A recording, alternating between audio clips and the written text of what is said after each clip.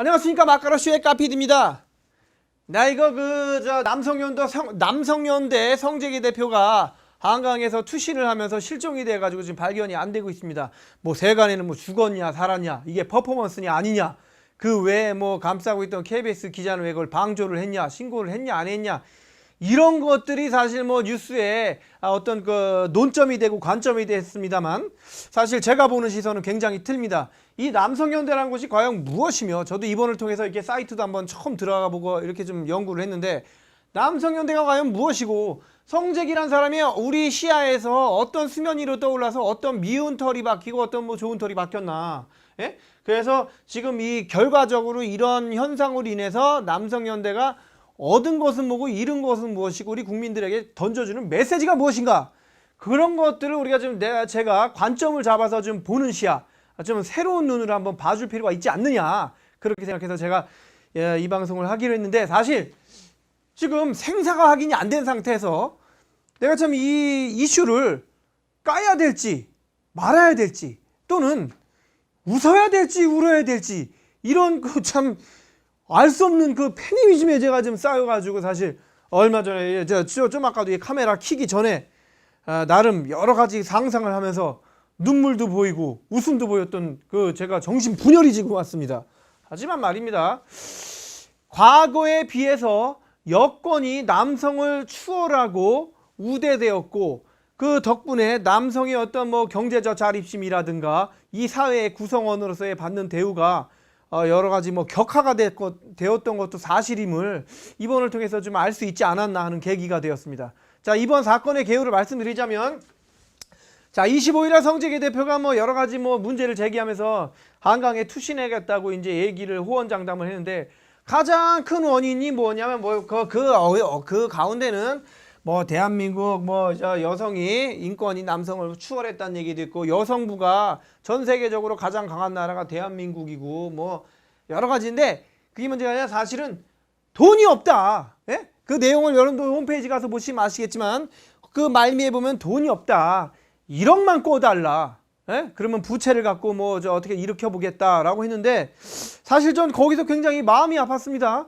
어떻게 보면 1억이라는 돈. 자, 우리 그 여성 자생단체가 뭐 굉장히 많죠. 여성 무슨 봉사회부터 비롯해서 뭐 여성 한마음, 이런 단체가 우리나라가 여성가족부의 어떤 전폭적인 지원을 받으면서 자금이 수십억 수백억이 집행이 되고 있는 가운데 1억만 꿔달라. 1억이 없다. 야, 이 여성을 대표하는 이런 단체들은 굉장히 많은데 남성을 대표하는 단체가 고작 이거 하나였다. 그것도 구차하게 정말로 정부의 어떤 돈을 받고 싶으면 여성부 산하로 들어가야 된다. 예?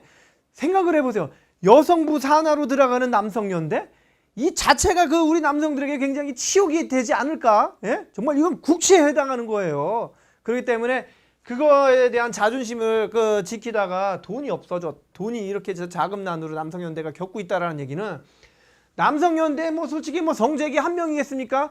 뭐 여러 가지 뭐 사무처장 이 사람도 있지만, 그래도 사회에서 자기 나름대로 각자 위치를 가지고 있는 사람들이 남성연대를 지도부를 꾸려가고 있을 법도 한데, 이렇게 부채 시달리고 돈 1억이 없다는 것은 이 구성하고 있는 남성연대 구성원들조차도 남성으로서의 어떤 인권이라든가 경제권을 집에서 가지고 있지 못하기 때문에, 예? 여기다가 돈을 좀 못 보태고 있는 이런 거지 같은 안타까운 현실이 아닐까, 저는 미루어 짐작을 할 수가 있습니다. 그래서 그 남성연대 사이트를 가보시면 여러분들 보시면 아시겠지만, 뭐 남녀 평등에 대한 차별 신고, 오히려 남성이 차별을 받고 있다는 거, 차별 신고 게시판 읽어보면 야, 참 그럴싸한 얘기들이 굉장히 많습니다. 뭐 그런 것부터 해가지고 뭐 여러 가지 포럼이라든가 이런 것들이 있는데, 자, 이렇게 한번 생각해 봅시다. 지금 성재기 대표가 죽었다고 과장을 한다면, 지금 남성연대라는 단어가 지금 계속 인터넷 검색으로 오르면서 국민들이 어떤 관심을 받는 데는 분명히 성공을 했고, 거기에 대해서 또 모금운동, 계좌로 모금이 지금 굉장히 활발하게 이루어지고 있습니다. 뭐 1억을 넘었는지 안 넘었는지 모르겠지만, 저도 사실 뭐 몇 푼 보탤 예정입니다. 그래서 남성연대 어떤 입지를 굳히고, 또 이 양반의 어떤 똘끼가 굉장히 뭐 이게 좀 발산이 되지 않았나 싶은데, 사실 그렇습니다. 지금 죽었는지 살았는지 모르는데 제가 이게 뭐 저 어떤 뭐 똘끼 이런 단어 쓰기 망발이 될지 모르겠지만 살았다면 이 양반은 굉장히 똑똑한 거예요. 예? 이런 것들을 얻어가면서 본인은 살고. 근데 그날 뭐 저기 그 혹시 그런 거 뭐 안전을 대비해서 전문 교육을 받은 사람도 뭐 이렇게 밑에 배치를 하고 뭐 끈에 뭘 묶었다고 하지만 이게 뭐 우리가 뭐 예상한 대로 시나리오가 되라는 법이 없어요. 그래가지고 실수라도 만약 이 사람이 이 자기가 예상한 시나리오대로 안 돼가지고 목숨을 잃었다면 이건 정말 그 우리나라 그 남성의 어떤 인권을 깊이 한번 생각해 봐야 할 그런 사건이 아닐까. 예, 그렇게 생각합니다. 자, 이 뭐 이타구타를 다 떠나서 이게 목숨은 굉장히 소중한 겁니다. 우리 얼마 전에 뭐 노량진 수몰 사고라든가 뭐 사설 해병대 캠프 사건이라든가 뭐 어제도 뭐 삼성 계열 회사에서 뭐 물탱크가 터지면서 3명이 돌아가셨는데 이렇게 사고로 돌아가신 분들의 가족들의 그 안타까움을 생각한다면 사실 이거기 퍼포먼스라고 그러면 차라리 이해가 가는데 이런 자살 소동 같은 거는 이렇게 자기 목숨을 이렇게 버린다 이렇게 행동하는 것은 굉장히 이거는 죄악에 해당되지 않을까 결과적으로 예, 그렇게 생각을 합니다. 아무튼 대한민국 그 남성연대 성재기 이 사건을 통해서 우리 남성들이 어떤 좀 인권을 좀 더 상승시키는 그런 계기가 되었으면 합니다. 이상 까피디였습니다.